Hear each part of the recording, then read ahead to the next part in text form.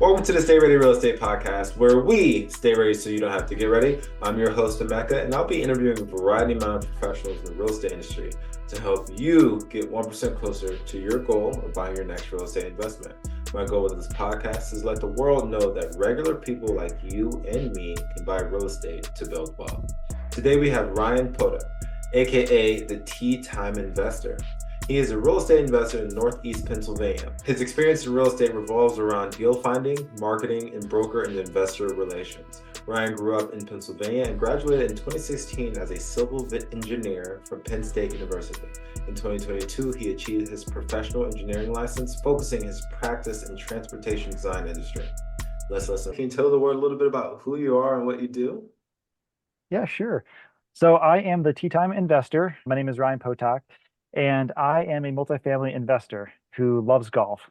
And I actually live up in Northeast Pennsylvania, and it's a pretty rural area, but I grew up playing golf with my mom and dad, and I always knew that multifamily was the route to go.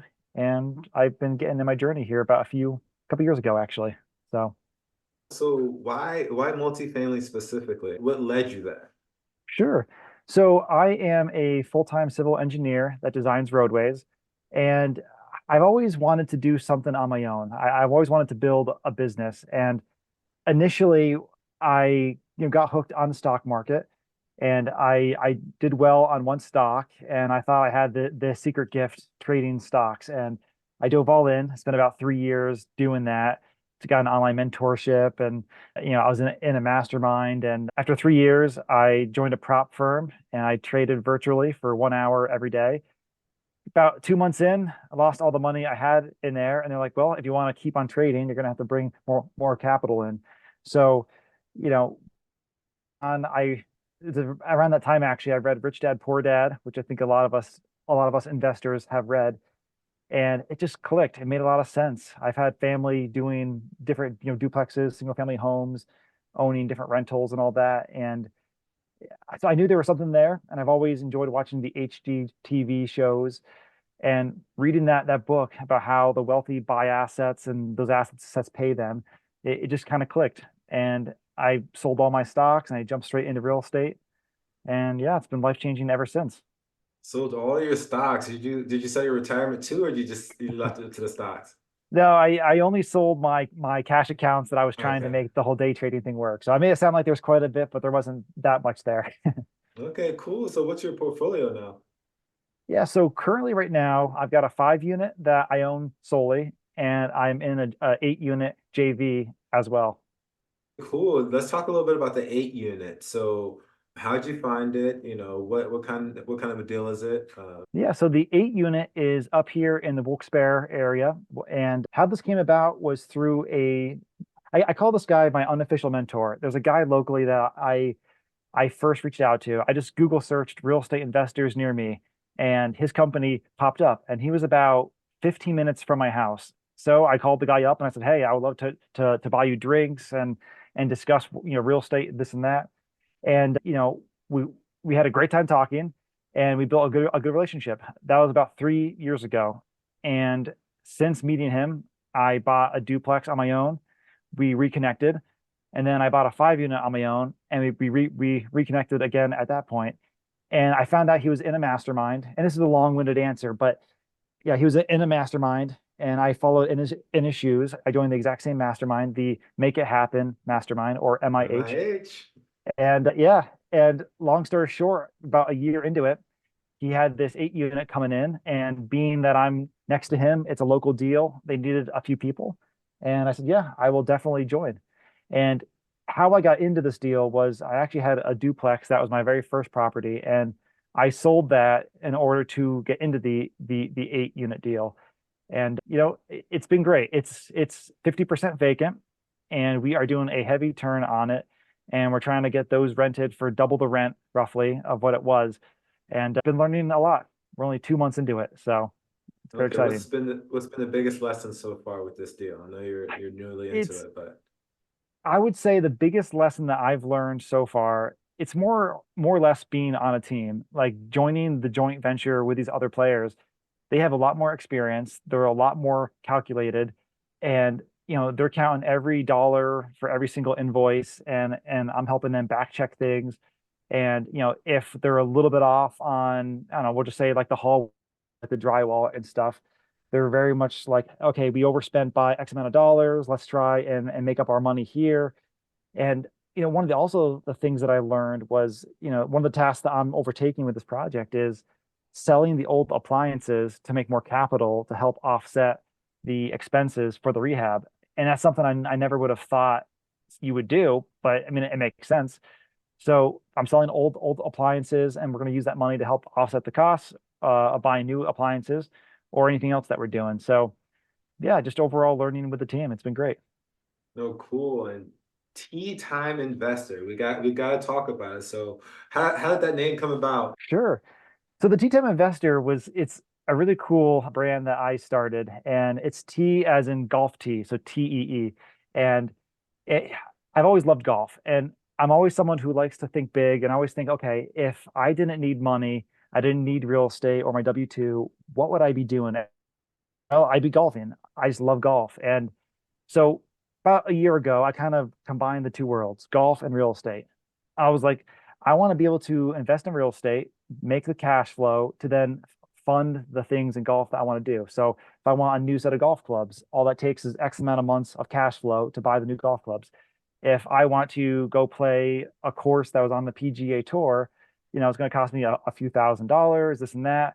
Well, if I had a duplex and I made X amount of cash flow, I could afford that trip. So I wanted to use real estate to fund these golf things. And I actually have, two kids, a third on the way, and life's getting busy. And I need more excuses of excess cash to golf more. So that's pretty much how the brand started. I kind of matched the two together, and it's slowly growing. I'm slowly getting a clearer vision of the big picture of it. And what's the big picture? So the big picture where I want to go with this is I want to help other people like me who want to golf more or just want financial freedom in general. So I want to document, share my journey of how I'm buying real estate and also fun things on the golf course. I have some big ideas of doing a lot more business interviews on the golf course and kind of sharing what I'm doing. And my main objective is just to kind of motivate people who have interest in golf or any other activity, sport, to say, hey, I want to do more of XYZ. How can I get there? Well, this guy, Tea Time Investor, he's buying real estate to fund these things. And I kind of want to share that message and kind of document my journey. And eventually I want to, maybe go full time into this and travel around the world, play more golf. I've got a bucket list of playing all the PGA courses around the States. So I just want to enjoy, again, the big picture is just enjoying the freedom of going out golfing, travel with family, just kind of living life as it's meant to be lived. Oh, that's amazing. And you seem very calculated, right? You're an engineer, so I'm assuming it's kind of in your blood. So you're using multifamily to get there. So what's your time frame to make the tea time investing your main job? Sure. Yeah, I'm trying to be realistic with it. I think the engineer in me is definitely more calculated. I mean, I would love to say 5 years from now I'll be doing this full time, but you know, I I understand that it'll take time, and I think just far out there, maybe by year 10, I'm able to fully move full time into this because I like my job. It's fun and all, but I mean, obviously, working full time or golfing, there's kind of a clear path there. So I guess by year 5, I want to be able to have enough cash flow to potentially, transition full time into this. But again, I know that's an aggressive standpoint. So I just want to be able to, at the bare minimum, go out and play a few more destination courses, maybe one a year. But yeah, by year 5 to 10, in that time period, I want to be able to have enough cash flow, pretty much, to have that So option. okay, how much cash flow do you need for that to happen?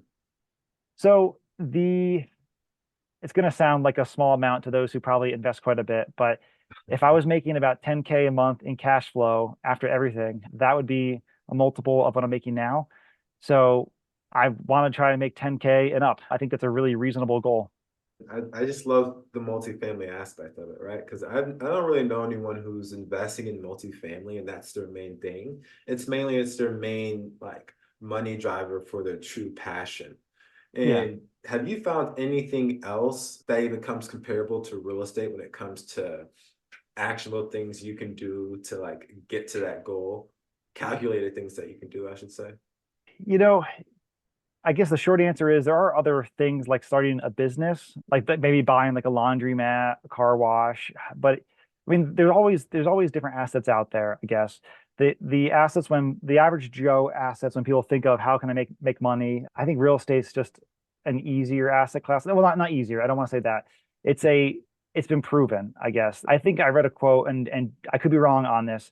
For example, with me with the trading, I think like 1% of day traders actually make it, but like 90% or 95% of millionaires have real estate. There's something like that. I'm off on the numbers.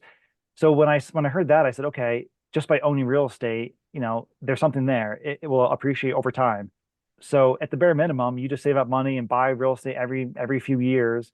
By the time you're 65, you're like retiring, you'll have this big lump sum of capital from the real estate.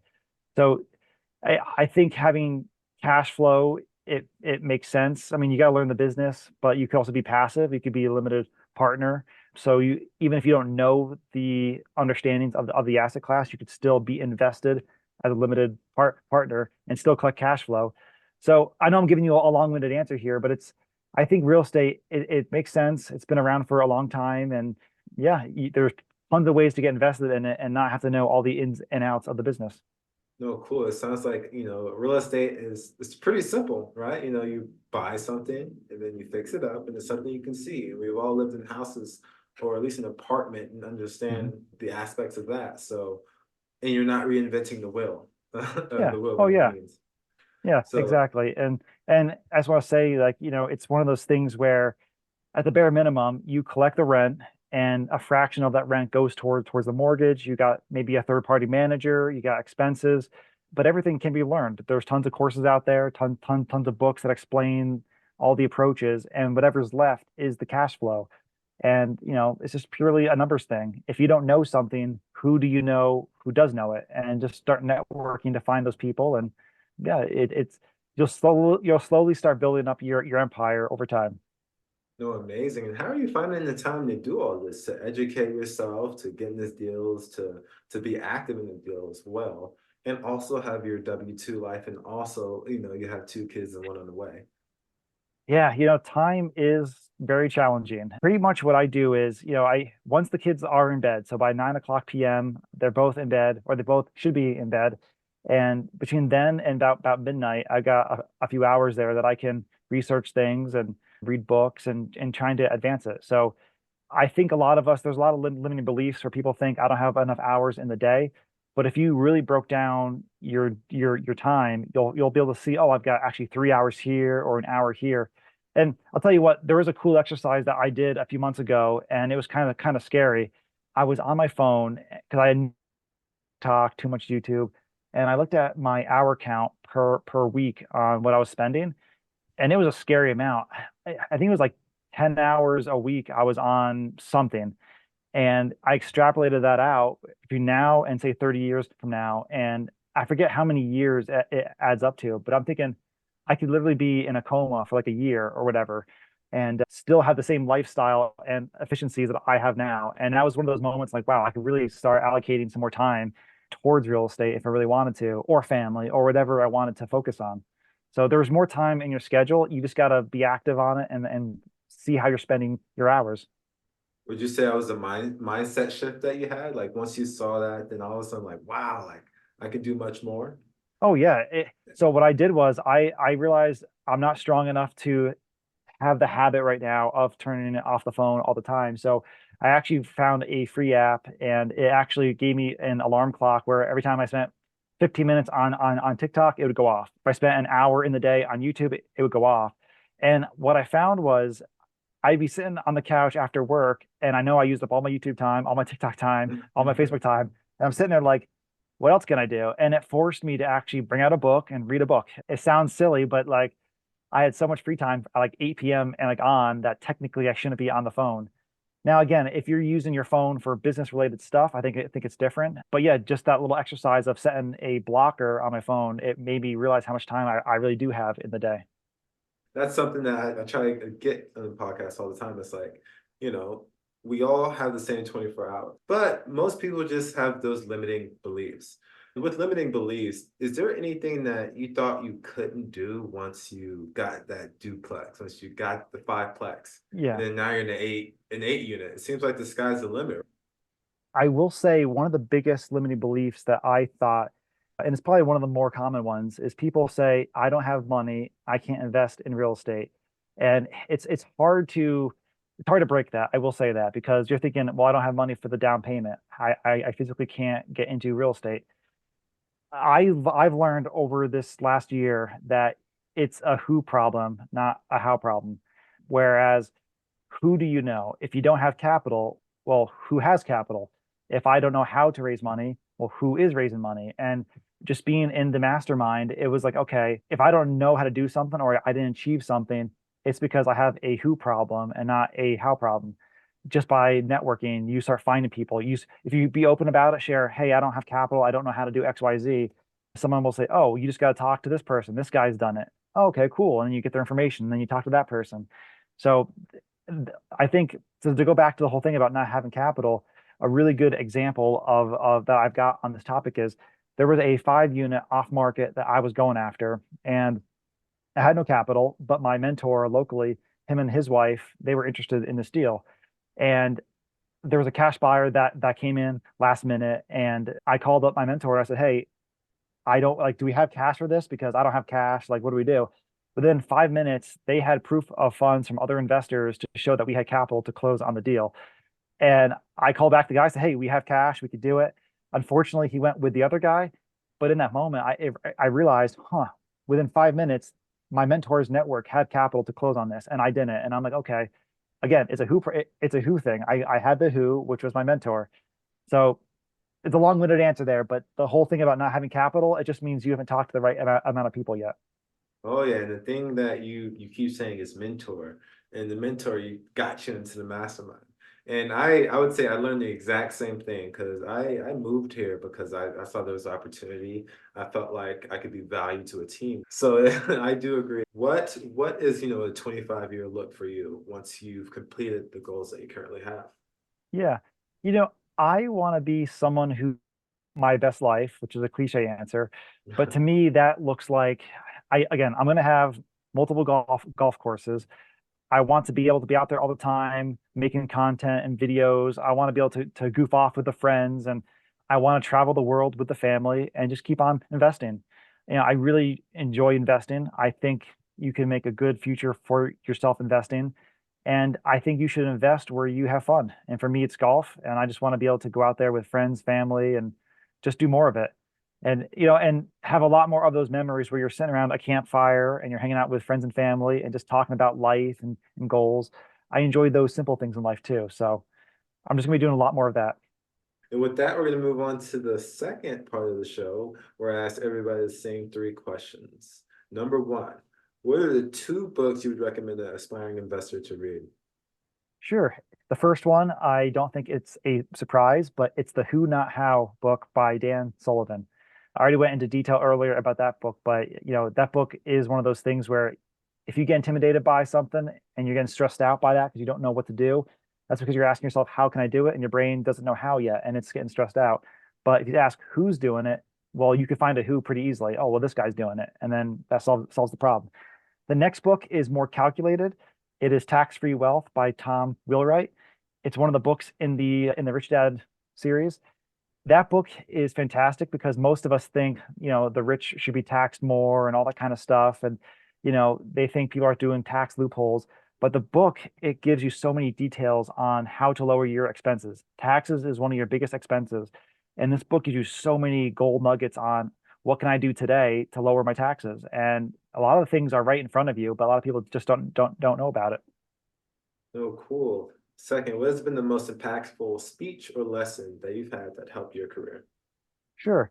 So this one is more of a lesson, and I'm sure it's been said many times, but in the Rich Dad Poor Dad book, he talks about the cash flow strategy. And what I mean by that is, you know, if you're like me, you're thinking, how can I become one of those really wealthy people? I don't want to be living an average life. I want to live an abundant life. And he talks about how, the rich will buy assets like real estate and, gold, and those things will produce income to go back into their income bracket. Whereas they'll have money coming in, they'll buy liabilities like, a new car, watches, go out to the movies. All these things create expenses. So money comes in and then goes out. So one of the big things was now learning that you should buy assets first, and the assets will buy some of your liabilities. That continuous circle there was definitely key. It makes you really think about how every dollar you're spending, am I buying an asset or am I buying a liability? I love it. And if you can have dinner with anyone, dead or alive, who would it be and why? This question is difficult because there's so many people I would love to chat with, but right now at my current stage, I think I would like to talk to Alex Hormozy. And the reason for that is because, real estate's great. I love it. But ultimately, I'm trying to build a business. I'm trying to scale it. I would love to even acquire businesses to help grow it as well. And I think he's just got a lot of good knowledge on how to buy businesses, scale businesses. Like, I think he would give me a lot more how to grow and scale overall. No, cool. He has those two new books too that are really good. It's like 100 million offers and 100 million leads. Yes. Yep. You're correct. How do you feel about those books? They're on my desk. I haven't read them yet. There's so many books ahead of it. But it's dangerous because he starts getting you ideas, and the next thing you know, you have like shiny object syndrome all over the place. Yeah, I've it learned makes how to like. yeah. I'll say it makes a lot of sense. Like he'll simplify it, saying he's got to increase volume or increase this, and those are things like being for me. I'm a big picture guy. I like to dream big and go after big goals. Even though I'm an engineer, I'm slightly less calculated. Where I like to have I trust myself a lot. I'll go after something, but I need someone to help back check me and help guide me on the right calculated move. And I think he's got a lot of good strategies, and he breaks things down to a very calculated. This is how you scale. This is how you grow your business. And yeah, I think it'd be really cool to have dinner with. No, cool. Now, how can the audience reach you if they want to ask you more questions about tea time or learn more about your duplexes Sure. and eightplex? Yeah, sure. So I have the same handle on everything: YouTube, Instagram, YouTube, Instagram, TikTok, Facebook. If you search at the Tea Time Investor, so it's tea time, so TEE Time Investor. So at the Tea Time Investor. If you go on Twitter, I'm not really on there, but it's at Tea Time Investor. So, or you can just find me on Facebook as well, Ryan Potuck. I'm on there as well. So pretty easy to find. Well, Ryan, thank you so much for being on the show. Thank you. I appreciate being on here. That was Ryan, everybody. At the beginning of the podcast, I told you I'll give you 3 actionable steps that you can do today so you can get 1% closer to your goal of buying your next real estate investment. Before then, please like, comment, and subscribe if you enjoyed this podcast. I want to make it better every single time, so it means the world to me. Step 1, read Who Not How. We are all busy and we all have the same 24 hours. And sometimes we just can't find that time. So maybe we need to figure out who could use their time in order to help us get to our goal. 2, everyone get out your phone and check your screen time. We all spend a lot of time on our phones and more than we think. Figure out how much time that you can cut off so you can replace it with reading a book, looking into whatever kind of niche investment that you like. And number 3, come up with a 5-year goal in 1-year increments, right? Your 5-year goal can be something big like building 2 condos around the lake. Well, what do you need to do at the end of each year, or what do you need to have at the end of each year to get there? Write it down. I have a whiteboard on my wall and I look at it every single day. Until next time.